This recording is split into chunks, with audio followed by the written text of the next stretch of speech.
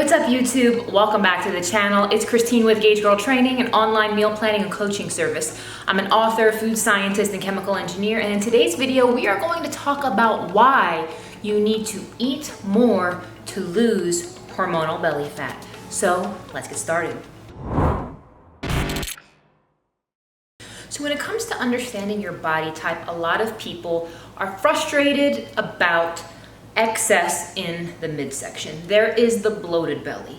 This is when your body creates excess gas in the internal organs as a result of something you ate or drank. There is the weight gain belly. This is when, when eating in a caloric surplus, your body will gain more weight in the midsection. And then there is the hormonal belly, which is when your body starts to accumulate more body fat in the lower abdomen and you start to experience an overall redistribution of fat as you gain weight.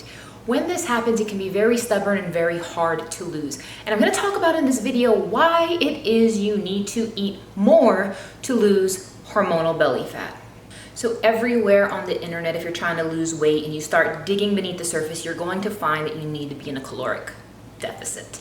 Everybody says calories in, calories out. That all sounds great on paper until you have a hormone imbalance. And hormone imbalances can be the result of insulin resistance. It can be the result of estrogen dominance. It can be the result of excess cortisol. It could be the result of burnt out adrenals. It could be the result of a sluggish metabolism due to low thyroid function. It could be a combination of all of those things. And the reality is when your hormones are imbalanced, it cannot be fixed by just lowering your caloric intake. If it were that simple, everyone whose doctor ever said just lose weight would be at their goal. So what you need to do first is you need to focus on nutrient deficiencies. One of the most common and popular nutrition approaches is what I like to call the bodybuilder approach to nutrition. It is a high protein, low fat, moderate carb approach to nutrition. It's amazing for men, but when women start to apply these principles to themselves, they end up getting burnt out hormonally because the dietary fat intake is far too low for proper hormone function for women. So you want to be making sure that you are getting enough dietary fat. The next thing is you want to make sure that you are getting adequate amounts of dietary fiber. And the reason why you want more dietary fiber when you have a hormone imbalance is because your body most likely is dealing with excess circulating hormones that have not been able to be dispelled during your regular monthly cycle. This happens during perimenopause, this happens during menopause, and it can even happen earlier for ladies who perhaps have had shift in their cycle due to hormonal birth control, due to an IUD, or due to irregularities in your cycle. So the reason why fiber is so important, it allows those excess circulating hormones to be detoxified from the body. They will also be detoxified from the liver with proper supplementation by getting the appropriate phytochemicals. Those phytochemicals come from specific vegetables. The cruciferous vegetable family is an excellent way to get those phytochemicals to allow your body to have natural detoxification through the liver. So if you are just eating excess sugars, refined starches, and you are just feeling like you are constantly craving sugars and you are not getting enough of the correct nutrients, even if you go lower in your calories, you have to understand lower calories also means lower nutrients. So that is a very, very important thing to understand, that you cannot just go lower calorie, because lower calorie is going to translate into insufficient amounts of the nutrients that will stabilize your baseline hormonal levels. The next reason why you need to eat more is because of brain chemistry. And this is some new research that I've recently come across. When you are getting adequate amounts of calories, when you are getting adequate amounts of dietary fat intake, it releases dopamine and serotonin, and these are the happiness chemicals. And when these chemical levels are elevated, it actually causes the body to reduce your cortisol. The problem is the first thing to go when people start dieting is most people automatically start going lower in dietary fats, and that can be a problem because it is going to throw your brain chemistry off. And if you are already dealing with hormonal imbalance, if you are already dealing with chronically high levels of cortisol, which is the stress hormone, it is going to put your body in a off state with your brain chemistry. And the thing is, you have to remember that when you're trying to establish hormonal balance, your brain chemistry is absolutely vital. So you cannot be sticking to a protocol that has you feeling off mentally. And you guys know what I'm talking about. When you start getting that brain fog, that fatigue of when you are trying to diet and do all the things, but you feel like there's no way you could possibly stick to it. You start feeling hangry, like hungry and angry.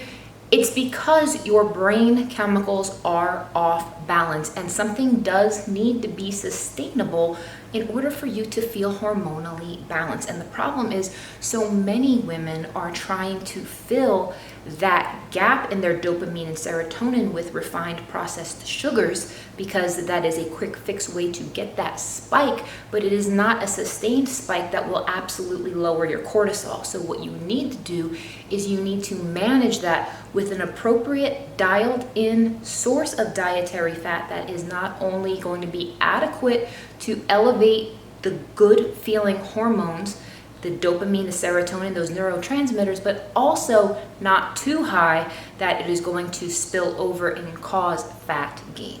Last but not least is blood sugar management. So I've had so many people come to me with high A1C levels. A1C is a measure that dictates whether or not you are diabetic. So if your A1C levels are between 5.7 and 6.4, you are pre-diabetic. If your A1C levels are over 6.4, you are diabetic, as in type 2 diabetic. So in order to be healthy, you want to be under 5.7, and you also want your fasting blood glucose levels to be under 100. So the problem is, there are a lot of folks coming to me with blood sugar management issues, and the answer is you have to get that under control by eating proper amounts of the correct foods. And going too high in carbohydrates, especially the refined starches, is not going to facilitate that. However, you do need other foods like dietary fats, fiber, seed, and healthy protein sources that are going to facilitate the balancing of that. So what I have found has worked best, I'm going to give you guys a rule of thumb. Yes, you still need to be in a caloric deficit. You figure out your caloric deficit by understanding your BMR, basal metabolic rate. It's a function of your age, height, and weight.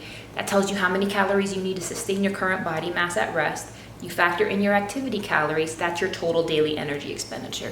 Traditionally, you need to be in a caloric deficit of about 500. That's what all the rule of thumb says when it comes to fat loss. However, with hormone imbalances, I suggest a maximum caloric deficit of 250. Maximum caloric deficit.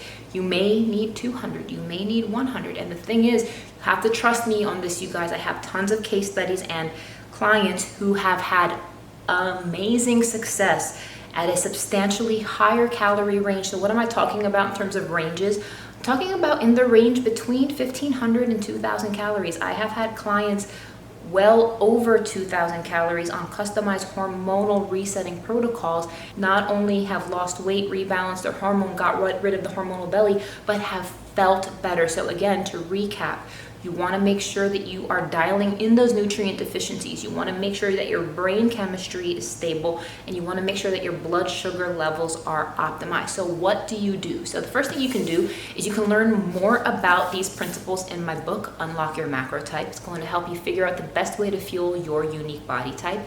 Now, if you know for a fact that you have the hormonal belly like I have described, and it looks something like these photos here, what you need to do is get on my hormone reset protocol. So I have a traditional hormone reset protocol, and I have a plant-based version of the hormone reset, which will be launching on September 23rd. So thank you guys so much for watching. If you have questions, comments, concerns, please comment in the comment section. I will be engaging with you guys. I really want to know what questions and concerns you have so I can answer them in future videos. Thank you guys, and I will see you on the next one.